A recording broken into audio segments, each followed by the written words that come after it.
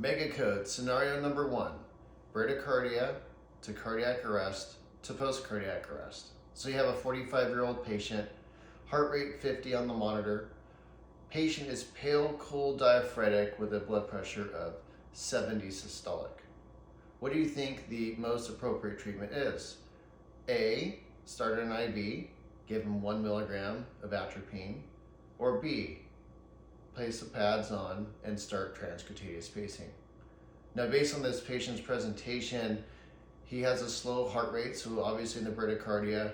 Now we have to decide, is he stable versus unstable? Now in this case, the patient isn't perfusing well. How do we know that? Low blood pressure and poor perfusion through his skin.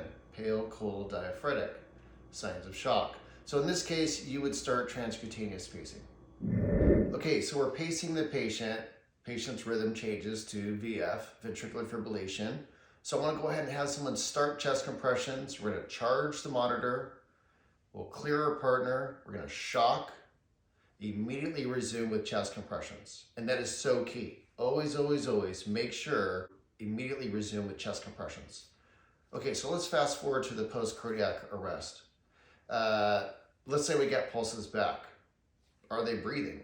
That's very important. So remember your BLS assessment first. And let's just say that they're not breathing. So we have to do respiratory arrest management, 1 breath every 6 seconds, making sure to recheck pulse at least every 2 minutes. Now at this point, now you can put your ACLS hat back on, and we can use that vomit acronym once again. So V, vitals, get a new set of vitals. O, oxygen, obviously that's going. M, monitor, that reminds me to get the 12 lead. I for IV/IO access, we have that. And then for T, treatment, chemical versus electrical.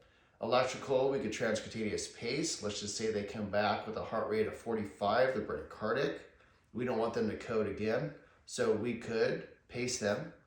Concurrently, you could actually chemically pace them with a vasopressor such as epinephrine.